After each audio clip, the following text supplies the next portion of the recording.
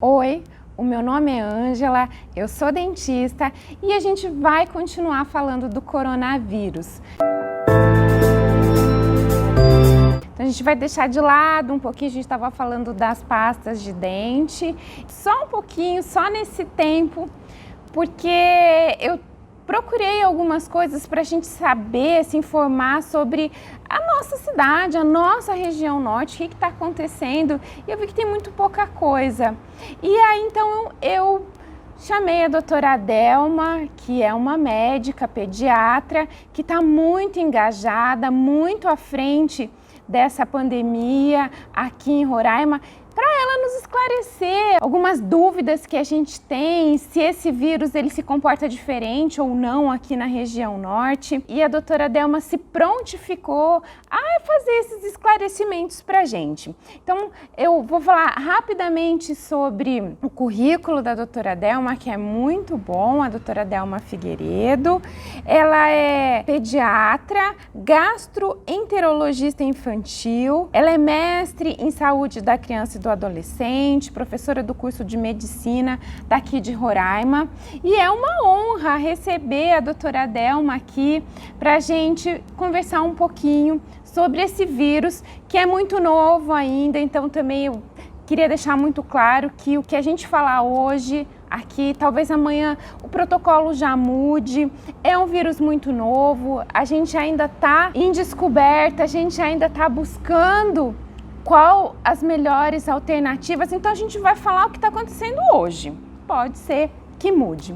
Então, gostaria de chamar a doutora Adelma, vou fazer algumas perguntas e aí a gente vai conversando. Então, a primeira pergunta que a gente vai fazer é quais são os principais sintomas do Covid e quais são os principais sintomas aqui em Roraima, se tem alguma diferença do restante do país ou não, o vírus se comporta igual. Oi, Ângela. Tudo bem? Eu que agradeço esse convite, eu queria dizer que o mérito é todo seu. Quando você me chamou, que eu fui olhar a sua plataforma, eu gostei demais da forma que você explica e esclarece as coisas. Então, eu que tenho que agradecer esse convite. E já entrando, na sua pergunta, os sintomas que as crianças ou que as pessoas com Covid apresentam, ainda não está descrito dos casos em Roraima. Isso a gente vai ter, a publicação das pessoas que estão lidando com o Covid, provavelmente eles vão publicar aqui no nosso estado posteriormente.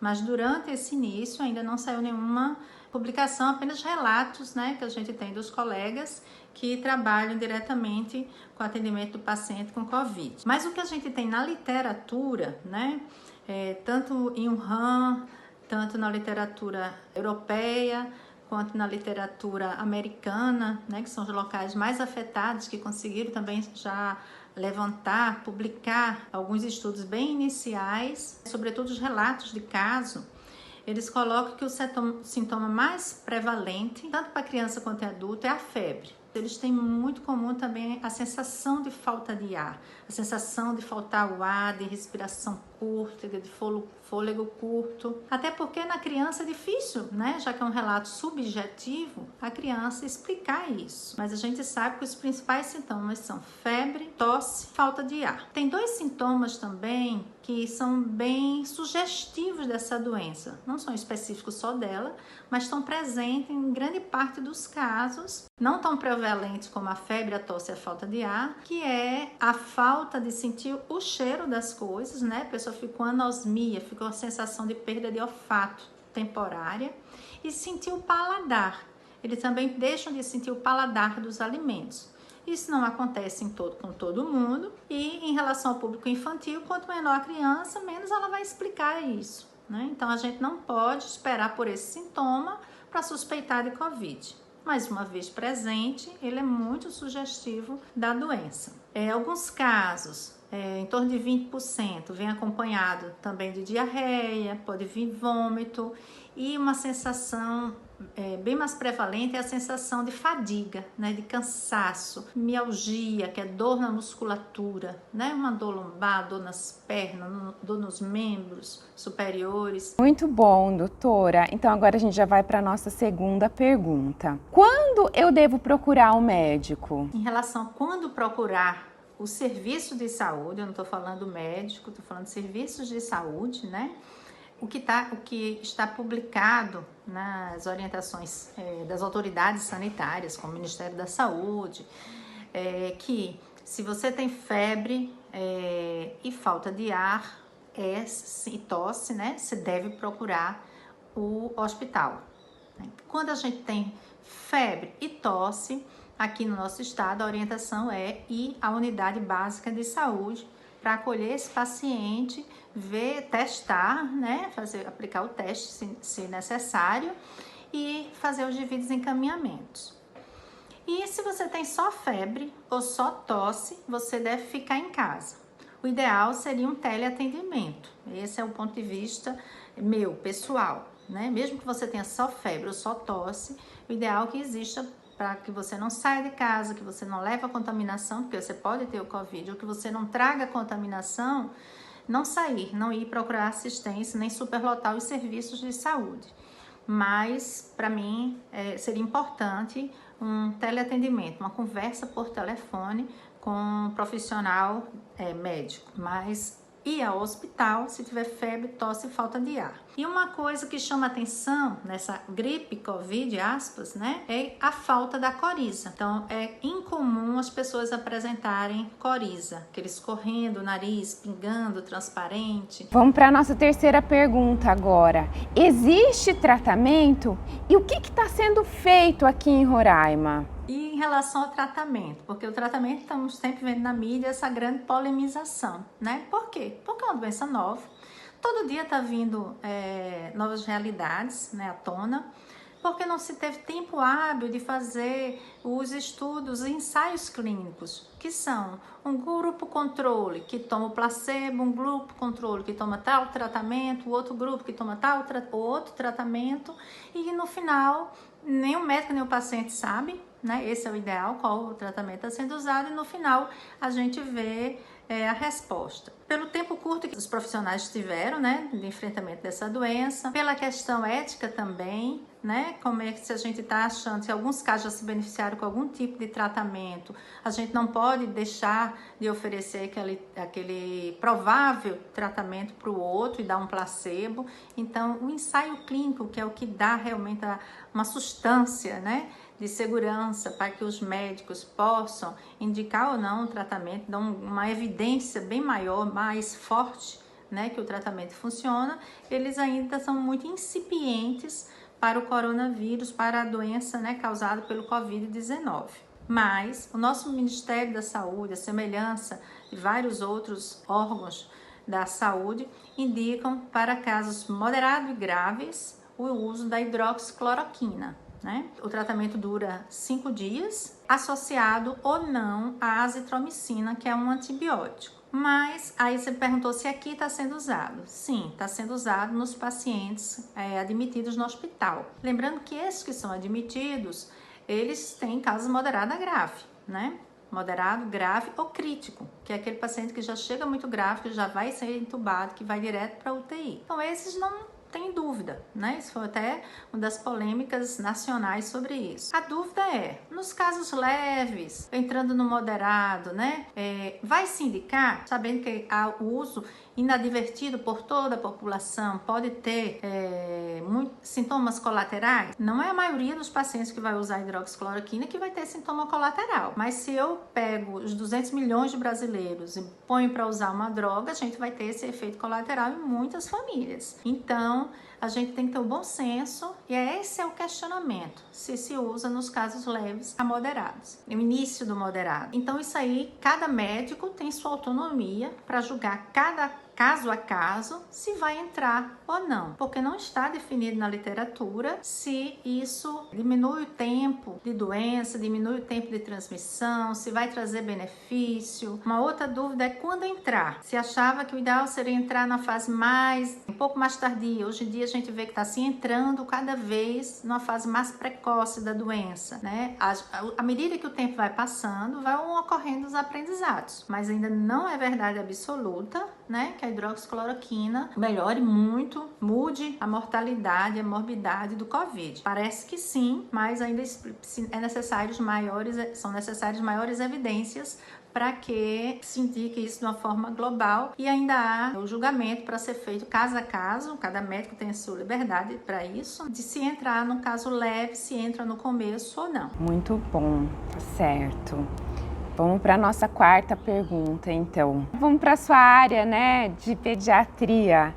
Eu posso amamentar ou é melhor eu prevenir e não amamentar o meu filho? Em relação à amamentação, é uma das poucas coisas que a gente pode afirmar nessa pandemia do Covid-19. Sim, você deve amamentar, né? Amamentar não aumenta o risco de transferência do Covid, não foi demonstrado nada disso. Pelo contrário, você aumenta a proteção não só para o Covid, em seu recém-nascido, como para todas as doenças infecciosas. Você passa para aquele bebê que ainda não tem anticorpos, que vai começar a formar anticorpos à medida que entrar em contato, você passa os anticorpos maternos de todas as doenças que você já teve, das vacinas que você tomou, você passa através do leite materno. Se a mãe tiver sabidamente contaminada com Covid, também não se impede a amamentação, ela deve continuar a amamentação. Ela só vai ter mais cuidados na higienização das mãos, que ela já devia ter antes, né? E no uso da máscara. Eu não posso ficar com o meu bebê sem usar máscara, tem que estar sempre com a máscara e amamentar sempre com a máscara. Mas lavar as nossas mãos antes, né? E manter a amamentação. Mãe, mesmo com Covid positivo, não pode parar de amamentar, não deve parar de amamentar. Tá certo.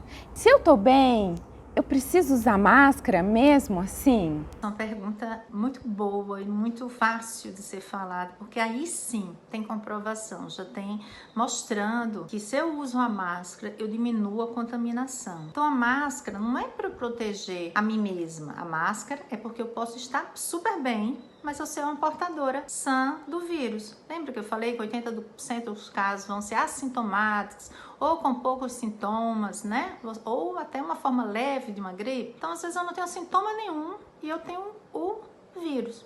Se eu ando de máscara, eu protejo o meu vizinho, eu protejo aquela pessoa que eu vou entrar em contato no caixa do supermercado, no caixa da farmácia, eu protejo o meu paciente, qualquer um no meu ambiente de trabalho vai ficar mais protegido. Ah, mas eu protejo ele e eu vou ficar... Como que eu vou ficar desprotegida? Não, porque ele também vai ter a consciência e ele também deve usar máscara para me proteger. Então é uma doença que ensina a gente, né, que não adianta só me cuidar, eu tenho que cuidar do outro para eu me sentir cuidada, né, para que o outro também cuide de mim. Então é extremamente importante que usemos máscaras quando a gente sair à rua. Então eu, por exemplo, aqui em casa nós temos uma coleção, ó, cada um tem as suas máscaras para usar à rua. Joia! Eu posso vacinar o meu filho nesse período de pandemia ou eu espero? Essa pergunta da vacina foi muito boa, Ângela, porque muitas mães me perguntam com o calendário vacinal muito atrasado, se pode ou não vacinar. Não só pode, como deve. É uma obrigação a gente manter o calendário vacinal atualizado, porque a gente nunca sabe quando é o dia que vai entrar em contato com aquele agente infeccioso.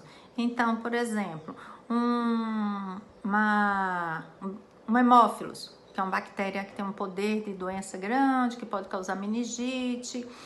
A vacina é para ser feita a primeira vacina contra ele com 2 meses de idade. E eu não vacino ali, porque eu estou com medo da pandemia. Está com 2 meses e 10 dias, 2 meses e 15. Pode ser que em 2 meses e 15 dias seja a data que ele vai entrar em contato com hemófilos e que você nunca protegeu ele com a vacina. Então, a gente nunca sabe quando vai ser esse contato. Então, é importantíssimo manter rigorosamente, eu repito, atualizado o calendário vacinal. É claro que eu vou tomar alguns cuidados. Eu vou ter muito cuidado na hora de sair, eu vou usar máscara, na medida do possível vou botar máscara no meu filho, dependendo da idade, né? Isso é possível, não, mas eu tento ver se eu consigo. Eu vou no posto de saúde, na sala de vacina, no horário que eu sei que está mais vazio, né? As vacinadoras, todos os profissionais do posto têm que estar devidamente paramentados, né? Para não transmitir e manter o risco mínimo possível. Agora vamos para uma pergunta assim meio polêmica, né? É verdade que o vírus em temperaturas mais altas ele vive menos? Então, teoricamente, a gente aqui em Roraima a gente estaria mais protegido.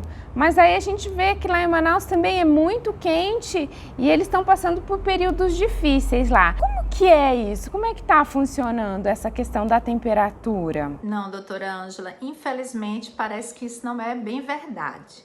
Esse vírus tem muitas incógnitas ainda, né? Porque se esperava que quando ele chegasse na África, na Índia, imagina na Índia, país extremamente populoso, né? Com hábitos muito peculiares de higiene. Então a gente esperava que houvesse uma grande disseminação, né? E a gente não viu muito isso lá, pelo menos ainda. Espero que não aconteça, né? E que aqui nos trópicos, né, como devido ao calor, tinha essa ideia, né? Já que a gente teve uma grande disseminação em países frios, começando em Wuhan, né, pelo país da China, depois seguindo para os Estados Unidos, para a Itália, né, na Europa, na época do inverno deles, depois o grande foco foi Nova York também, no inverno americano. Então, foram os países, cidades e países onde tinha um frio intenso. E quando chegou aqui nos trópicos foi tendo essa ideia, mas não parece, infelizmente parece que não é assim, não, a gente não pode se confiar nisso. O que eu acho que aconteceu são as medidas de controle, as pessoas irem se acostumando a fazê-las corretamente, né? E diminuir a transmissão. Quanto mais tempo eu ganho, né, maior chance de ter um tratamento mais efetivo, maior chance de ter uma vacina efetiva. Muito bem, tá certo, doutora. Agora a gente vai para a nossa última questão. A imunidade é fator relevante para minimizar os sintomas do Covid? E se sim, quais são os alimentos que a gente usa no nosso dia a dia aqui em Roraima ou não, que a gente pode usar para melhorar a nossa imunidade? Falar da alimentação sempre eu adoro, né? Alimentação funcional, aquela que nos faz ter uma vida melhor, né? Eu tenho o maior prazer em falar. Mas em relação à imunidade, como eu já havia falado, tem um determinado ponto da doença e num grupo pequeno de pessoas, né, cerca de 20% delas, que a gente começa a ter uma cascata inflamatória.